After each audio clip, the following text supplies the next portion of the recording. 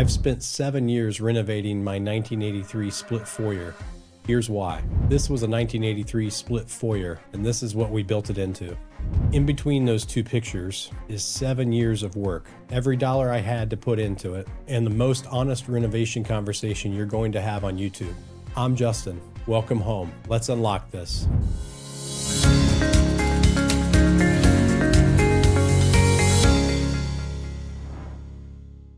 Before I show you what I did to this house, I need to tell you why it became this house. Years ago, my sister and I rented this home. We rented it because we needed to be close to the hospital where our mom was being treated. We thought she was going to make it. She thought so too. We showed her pictures of the home, and she told us she had seen this home in her dreams. About a month after my sister and I signed the lease, my mom passed away. She never got to see this house in person. That moment changed everything for me. This house stopped being a rental. I lived here for years after that. My sister eventually moved out and met her now husband, and I stayed. I waited. Eventually, I met my wife. We lived here together while we were dating, and when we were ready to make it ours, we bought it together. Everything I built into this house since then, every renovation, every project I'm about to show you in this video is part of honoring her, building a legacy for my son, creating a home where my wife and I are raising our family. So now let me put my other hat on. I've got 30 years in housing, new home sales, mortgage lending, construction, and real estate. When clients ask me about renovating their own homes, the advice I usually give them is, be careful, don't overdo it. Think hard about return on investment, especially if there's any chance you'll sell in the next several years. That's still the right advice for most homeowners. But here's the part of the conversation that doesn't get talked about enough. There is real value in renovating a home for enjoyment. If you know you're going to live there long term, you won't always recoup every dollar back at resale. But you do get years, sometimes decades, of actually living in a home you love. That's a trade-off every homeowner has to weigh for themselves. For me and my wife, we made that trade-off with our eyes open. Most of what I'm about to show you will recoup at resale, and probably then some. Some of it won't. I know which is which, and I did all of it anyway, because this isn't just an investment. This is something else. The first project on this house wasn't even my idea. A few months after we bought it, our homeowners insurance company sent us a letter. Half the roof shingles need to be replaced. Not a recommendation, a requirement. So I looked at that letter and I thought, I'm going to replace half the roof anyway. I might as well replace the whole thing. That one decision started the chain reaction. Project after project, year after year, until the house I'm sitting in now barely resembles the house we bought. So let me show you everything that happened after that letter. We're going outside in. When we bought this place, the front of the house looked like every other 1983 split foyer. Aluminum siding, 2 bedrooms sticking out of the front, plain, functional, forgettable. Drive through any neighborhood in this state built between 1978 and 1990, and you'll see 100 of them. So once that roof was getting replaced anyway, I decided the whole exterior was getting reinvented. The 2 bedrooms on the front of the house, the ones that stick out, those became my canvas. I added craftsman style cedar shake siding to those 2 sections, just on the front, just on those bedrooms. That single change broke the colonial mold.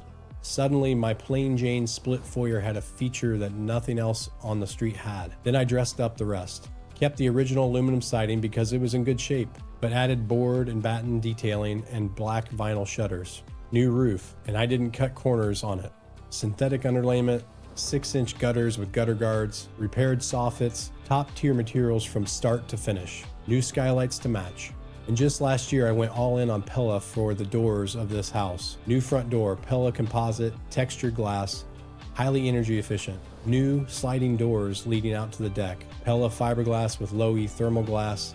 Same project, same upgrade in energy efficiency. Completely different look inside and out. Around the property, my wife and I put in a 4-rail horse fence, and we stained it together as a couples project. White posts, 4 horizontal rails stained with a recycled motor oil product so it weathers naturally without needing a refinish every couple of years. And here's the thing, I didn't completely redo the exterior of this house. I made smart, targeted changes. I kept it within the range a 1983 split foyer should reasonably get spent on for resale. Because here's the truth, the inside of this house, I won't fully recoup what I put into it, but the outside, that's actually a smart investment. I made it look great without going overboard. Now my house looks like it was designed, not built off of a 1983 floor plan and forgotten. But here's the part most renovation tours skip, what's actually behind my house. Because the front of the house is just the introduction. The real story is in the back. The original deck on this house was wood. By the time we owned it, it was already rotting. Every spring I'd lose a board. Every summer I'd add new screws. The whole thing was on borrowed time. I tore it off. The whole thing, even the joists, all the way down to the band board of the home itself. Replaced it with a premium composite, and I want to be specific here because most people hear composite and they think Trex. This is a higher tier than Trex. The boards are thicker, denser, the color goes all the way through, and they don't flex like Trex does. They don't have that hollow ribbed underside either. Then I did something most homeowners don't even know is possible. I installed an under-deck bladder gutter system. Here's how it works. Between every deck board, water falls through. Always has, always will. That water normally lands on whatever is underneath your deck. Usually dirt, mulch, or a sad concrete pad no one uses. The bladder system is a rubber membrane mounted underneath the deck boards, sloped downward towards the front of the deck. Every drop of water that falls between those boards lands on that membrane and gets channeled into an aluminum gutter at the front of the deck, also raked. And then that runs down to an aluminum downspout. So every drop of water that falls between those deck boards gets caught and routed away. None of it lands underneath. The space under my deck is now bone dry, even in heavy rain. So I built it out. Pavers, a ping pong table for when my in-laws visit, Govee outdoor string lights overhead, a gorilla playset for my son just off to the side. That's not a deck. That's 2 outdoor rooms, one on top of the other, for the price of 1 footprint. Coming up, I'm going to show you the inside of this house. The wall I tore out, the kitchen I rebuilt. In about 3 minutes from now, I'll show you the project that took me 3 weekends, and it's now the centerpiece of my entire basement. Stay with me. When you walked into this house in 1983, the kitchen was closed off. 2 doorways, one on the family room side and one on the dining room side. In between, a wall, an L-shaped kitchen tucked behind it. And it was rough. 1990s builder grade oak cabinets, stapled door fronts, presswood base cabinets, no inserts, no pullouts, nothing. Lacking cabinet space, lacking countertop space, and on the back side of that wall, facing the family room, there was nothing. No island, no counter, just a wall. You couldn't talk to anyone in the family room while you cooked. You couldn't watch TV. You couldn't see your kid playing on the floor. That was the first big interior project. I tore out the entire kitchen wall, took it down to the studs, and what was left was a sight line straight through my front door to the back of the house. Then I extended the cathedral ceiling that already existed in the family room and pulled it across the whole open space. Now the kitchen, the dining room, and the family room all live under the same vaulted ceiling. The whole main level breathes. Where that wall used to be, I put in an island with waterfall quartz that runs all the way to the floor on the bottom of both sides. New cabinets, solid wood, white shaker and gray shaker fronts, dovetailed drawer joints, soft close hardware everywhere. I went quality on these. Added a double wall oven, moved the fridge to a better location, kept the sink in the same spot because the plumbing was already right. But every cabinet, every appliance, every countertop, all new. White quartz countertops with a soft gray vein, same stone I had already used in the basement. And the backsplash, high-end, muted. Probably one of the projects in the house I won't recoup at resale on a price per square foot basis. But my wife and I love the design, and it sets off the entire kitchen, even though it's understated. The other interior project that mattered, the stairs. The original railing was the cheapest builder grade metal you've ever seen in your life. Thin spindles, brass painted handrail, felt like an apartment in 1985. I replaced the entire railing with craftsman style newel posts at the top and bottom, white spindles all the way down, and a thick wood handrail stained ebony, which is almost black. It changed the whole foyer. Walking into my house used to feel like walking into a 1983 condo. Now it feels like walking into a home that was built on purpose. The lower level of this house isn't a basement. The back of my property slopes down, so the rear of this floor is actually above grade. Walkout doors, big windows, daylight everywhere. This is where we had a half bathroom for my wife and I that we converted into a full bath later on. This isn't basement. This is where we live. So I treated it like the main floor it actually is. I also renovated my son's full bathroom.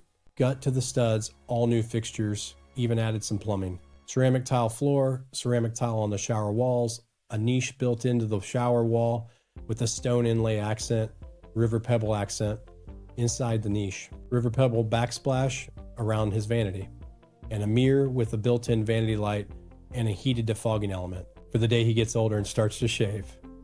and doesn't want to deal with the fogged up mirror after taking a hot shower. LVP flooring on this entire level, color matched to the upstairs floors so the transition between levels feels intentional. Like I mentioned earlier, we converted the half bath in our basement into a full bath for my wife and I. We had to cut up the concrete floor to add plumbing for the new tub shower combo. The shower walls are a fiberglass insert, but I tiled around it myself, 3x6 subway tile, all the way up the 7-foot ceiling to protect the surrounding drywall from any moisture. Now my in-laws have their own full bathroom when they visit, my son has his own, and my wife and I have ours. Installed a hand-hewn Amish mantle above the existing fireplace, solid timber, hand-shaped, real marks on it. Not the manufactured stuff you buy at a big box store. But the project I'm most proud of on this entire floor took me 3 weekends. I built a wet bar. Quartz countertop, same white quartz with the gray vein that I eventually will use upstairs. So now when you stand in this house, the kitchen and the wet bar are talking to each other across the 2 floors. Full sink, wine fridge, storage for glassware, but the showpiece, the part no one else has, is the backsplash. I sourced reclaimed whiskey barrel staves. Real ones. Used, charred on the inside, weathered on the outside, with the original Cooper marks still visible on the wood. I cut them down, pressure washed them just enough to be safe to touch, but not enough to strip the patina or the original whiskey manufacturer stamps off the wood. Then I installed them as the entire backsplash behind the bar. You cannot fake that. There is no trip to Home Depot that gets you that backsplash. That is what I mean when I say there is value in renovating for enjoyment, not just resale. But the projects you can see, those are only part of the story. Some of the most important changes I made to this house, you'll never see it all. Here's what nobody talks about in renovation videos: the systems behind the walls. I replaced the original electric heat pump on this house with a full geothermal loop, drilled wells, installed the indoor unit. Now my heating and cooling come out of the ground. Geothermal is hands down one of the most efficient ways to heat and cool a single-family home in America. Now, would I do it again on a house this old? I go back and forth on that one. It was a big project, but the loop system has a 100-year lifespan. The furnace itself came with a very long warranty. So I am leaning yes, but eyes open about what it took to get there. Now, full transparency, my energy bills have improved noticeably since the geothermal install, but not as dramatically as they could be. That's because I'm not done yet. I still have more attic insulation to add and some old original windows to replace before this house is as efficient as it can be. That's part of the next phase. I buried a propane tank and installed a generator on the side of the house. Not a portable, not a connect when you need it model, a whole house automatic generator on a buried propane tank. This was not a cheap project. We had to upgrade the entire electrical panel just to handle it. And honestly, my wife was not initially excited about the cost. But here's why I pushed for it. When my sister and I rented this house long before my wife and I bought it, we went through a hurricane and a derecho within a few years of each other. Both times we lost power for 5 days or more. And in this part of Maryland, we're on well water. No power means no water pump. 5 days without power means 5 days without a faucet, a shower, or a flushing toilet. I never wanted my own family to go through that. So when we bought the house, the generator went in. About 3 months after our son was born, in December, a windstorm came through and knocked out the power. We're an all-electric house on well water. The generator kicked on within seconds. Heat, lights, water. 3-month-old baby, still warm, still safe. And that's when my wife looked at me and said, "Thank you for doing this." We're on well water, so I added UV treatment for the entire house. Kills bacteria before water hits a single faucet. Then a reverse osmosis system at the kitchen sink for drinking and cooking. Cleanest water any of us have ever drank. For the network, I ran a single Cat 6 line around the outer perimeter of the house, from the garage where my main internet drop comes in, all the way around the far end of the house. That single run lets me hardwire 2 of my Max 7 nodes. The main one in the garage where the ONT is, and the one on the opposite end of the house. 2 more nodes complete the mesh. A wireless indoor Max 7 plus a hardwired outdoor Eero 7. That covers the yard and the deck. 4 nodes total, whole house Wi-Fi 7 mesh. 84 smart devices on this network, lights, locks, cameras, sensors, irrigation, The mower, the generator monitoring, all of it managed from one place. This is the part of my house you can't see in a thumbnail, but it's the part that makes the whole thing actually work. Last big project I'll show you today. I built this studio. This room you're watching me right now didn't exist when we bought this house. I built it from the ground up. I designed it as a barn. Peaked roof, double doors, a small porch off the front, so it would look like it belonged on the property, not like a shed I dropped behind the house. The exterior siding matches the craftsman shake on the bedrooms of the main house. The roofline echoes the roofline of the house. From the back of the property, the studio and the house look like two pieces of one design. This is where I make everything now. This video, the book I wrote, the thumbnails, the edits, all of it. The studio is the project that changed my career. Without this room, none of what I do today would exist. So here's where I'll leave you. Years ago, my sister and I rented this house because we needed to be close to our mom. She passed before she ever got to walk through the door. But she saw this home in her dreams. And every room I've built since I bought it with my wife, every wall I've torn out, every project I've taken on has been about turning that dream into a place where my family actually lives. So when you ask me, was it worth it? When you ask me, will I get my money back? The answer, honestly, is mixed. Most of these projects, yes, I'll recoup and probably then some. Some of them, no, not even close. But I knew that going in, and I did them anyway. Because some renovations aren't about the next buyer. They're about the years of your life you're going to spend in the home you love. If you're a homeowner watching this video right now, and you're trying to decide whether to renovate the house you're in or sell and buy something else, I want to leave you with this.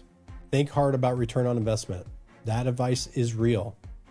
And as a 30-year housing professional, I give it to my clients all the time. But also ask yourself the other question. How many years am I going to live here? What is my family's daily life worth to me? If you're staying long enough that the answer is a lot, then renovating for enjoyment is not a bad investment. It's a different kind of investment. That's a decision only you and your family can make, but it's a decision that's worth making with your eyes open. This video is the overview. Over the next several months on this channel, I'm going to break down each of these projects individually. The kitchen wall, the deck and the bladder gutter system, the geothermal install, the wet bar, 3 weekends, start to finish with the whiskey staves, all of it.